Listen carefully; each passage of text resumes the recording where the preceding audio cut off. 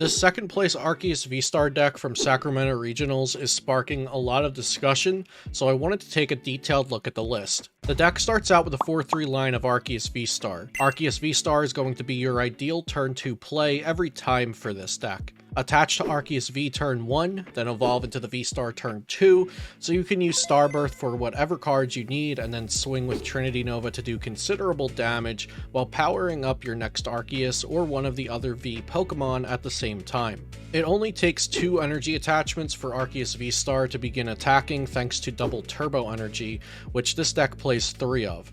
It's a very important card, but you can always search it out with Starbirth, which is why it's not maxed out at 4 copies. It's also possible to attack turn 2 without attaching a double turbo energy thanks to the supporter card Melanie, which we'll cover later. Arceus V-Star has 280 HP, which makes it bulky enough to take some hits, but cards like Giratina V-Star and Charizard EX can still pretty easily threaten one-hit knockouts. V-Guard energy is included in the deck to make Arceus V-Star a little harder to KO for V Pokemon like Giratina V-Star and Zacian V, but non-V Pokemon like Gardevoir and Charizard EX won't have to worry about that. Arceus V-Star proves to be a favorable attacker against Lost Zone box decks, since Cramorant and Sableye will need at least 3 turns to KO an Arceus V-Star, while Arceus has no problem taking a prize card every turn. This deck's trump card against Lost Zone decks is Charon's Care, which picks up one of your damaged colorless Pokemon, effectively removing all of that damage from the board. Since Trinity Nova accelerates energies, it's very easy to use Charon's Care on your active Arceus and promote the next one ready to go. Moving on to the other attackers Nicolo included in his deck, Slaking V, Gyarados V, and Gyarados VMAX. Arceus V-Star is very efficient at what it does, but its damage output hits a ceiling of 230 damage with Choice Belt or Defiance Band, meaning it can never even come close to one-shotting popular rulebox Pokemon like Lugia V-Star, Giratina V-Star, and Charizard EX.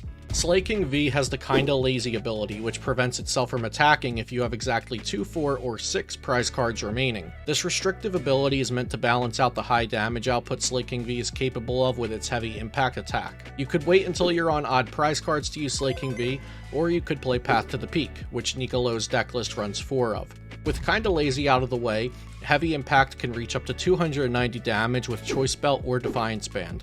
This can one-shot V-Star Pokemon like Lugia and Giratina, but it can also knock out bulky basic Pokemon like Dragonite V or Miraidon EX, even with a Bravery Charm attached. Attacking with Arceus V-Star's Trinity Nova and attaching 3 energy to Slaking V on the bench can be a threatening board state that the opponent needs to deal with. Gyarados V is not here only to evolve into Gyarados VMAX, as it has the Get Angry attack.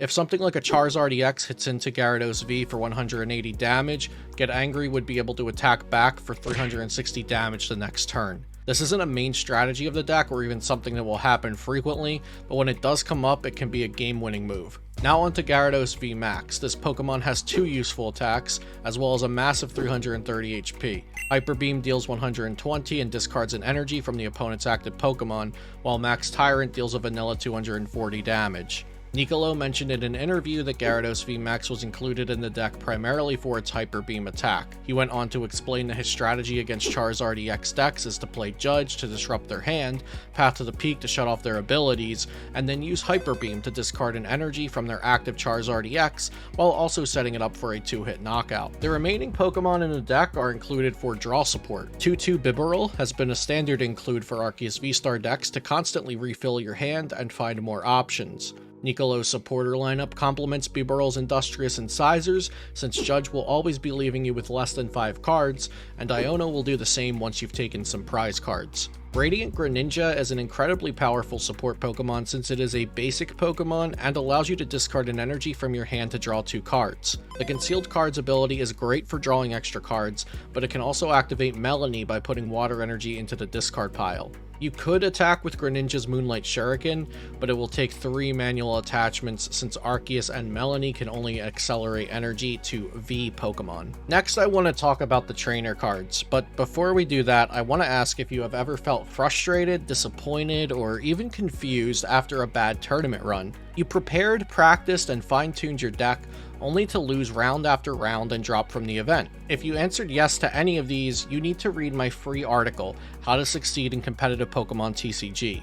I have a series of more articles like this available on Metafy, as well as individual coaching that has helped dozens of players like yourself level up their game. Check it out in the links below. Now let's get back to the video. Nicolo played 8 draw supporters, 3 Judge, 2 Iono, 2 Melanie, and 1 Serena.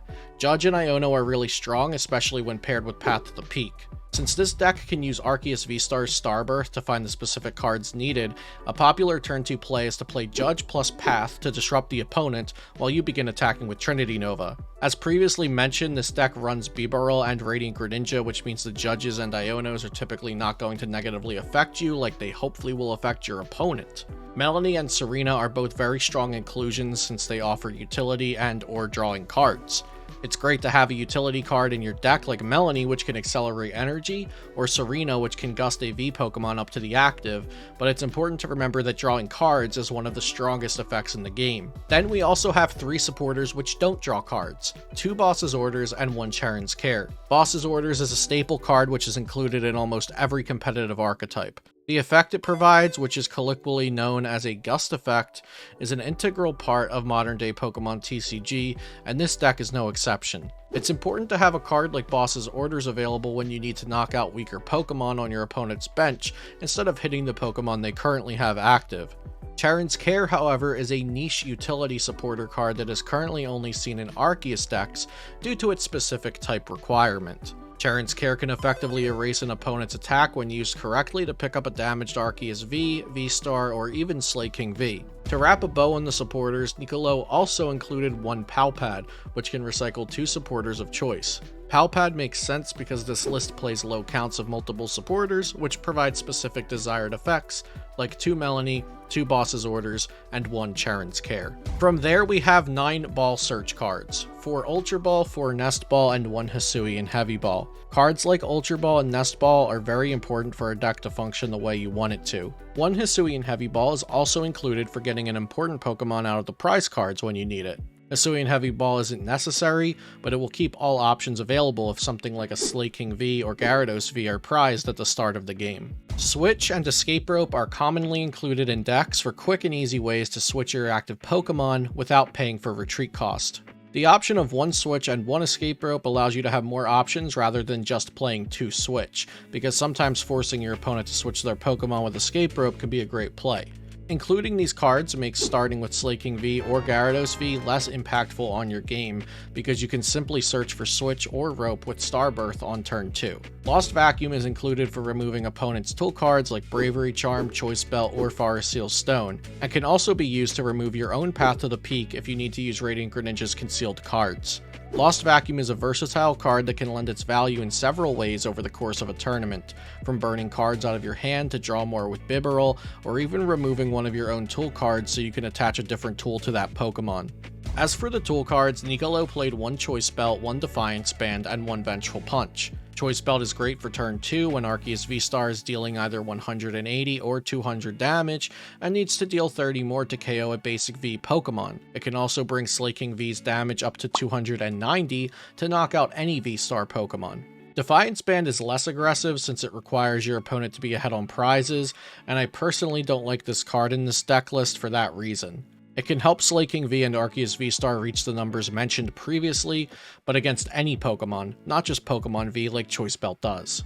Lastly, Nicolo included 1 Vengeful Punch. Vengeful Punch is a tech against Gardevoir EX decks. Gardevoir EX uses Psychic Embrace to accelerate energy to either Gardevoir or Zacian V, which damages them in the process, so Vengeful Punch will often knock out one of these attackers if they're fully powered up from Psychic Embrace. 4 Path to the Peak is a core piece of this deck. You'll typically use Arceus VSTAR Starbirth on turn 2, and then not need Rulebox abilities after that. Notice I say you don't need Rulebox abilities, but if your opponent bumps Path to the Peak on their turn, you'll get to use Radiant Greninja's concealed cards before playing down another Path to the Peak. Playing this as your stadium is very strong due to all the powerful Rulebox abilities that decks out there rely on, like Pidgeot EX's Quick Search, Charizard EX's Infernal Rain, Gardevoir EX's Psychic Embrace, and Lumineon V's Luminous Sign. The energies in the deck are worth briefly reviewing. 8 basic energies gives you enough energy to discard with Radiant Greninja, accelerate with Melanie, and accelerate with Trinity Nova, or even Trinity Charge on Arceus V. 14 total energy is the average amount for an Arceus V-Star deck to make sure you are typically attaching an energy on turn 1 and turn 2. Double Turbo energy is quite necessary for Arceus V-Star as previously mentioned, as well as V-Guard energy for protecting Arceus V-Star from powerful V Pokemon like Giratina V-Star and Mew VMAX. Jet energy is a neat inclusion to give you one more option for moving your Pokemon into the active without paying retreat costs. This Arceus V-Star deck focuses on Arceus V-Star and has plenty of support for it, including 4 Ultra Ball and 4 Nest Ball to find your Pokemon consistently, 14 energy including 3 Double Turbo energy so you'll consistently attack with Trinity Nova on turn 2, and applicable supporter cards like Charon's Care. Bibarel smooths out the deck's functioning throughout the rest of the game, since Starbirth can only help one time per game and is usually going to be used on the second turn. As previously mentioned, Arceus V-Star does not deal big damage compared to some of the strongest cards in the format, so it makes up for this with Disruption via Judge, Iono, and Path to the Peak, as well as survivability with V-Guard Energy and Charon's Care. Lastly, the deck is prepared for the perceived metagame with Slaking V plus Choice Belt and Defiance Band to take big knockouts on V-Star Pokemon, as well as Gyarados VMAX to play a specific game plan against Charizard EX using Hyper Beam to slow them down. For the remainder of the battle styles through Scarlet and Violet 151 format, there are a few changes I'd consider making to the deck. The deck ultimately fell to Lugia V-Star in the finals of the Sacramento Regionals, so my first thought was to add a 1/1 Flying Pikachu VMAX to the deck, as well as change 2 of the water energies to lightning energies. Flying Pikachu VMAX is very powerful versus Lugia V-Star since it hits Lugia V-Star for weakness and can't be damaged by basic Pokemon, which rules out the rest of Lugia V-Star's attackers. The easiest cards to remove for the inclusion of Flying Pikachu V and VMAX would be Defiance Band and Lost Vacuum. I've already seen suggestions for Alolan Vulpix V-Star for its Snow Mirage attack, which protects itself from Pokemon with abilities on the following turn.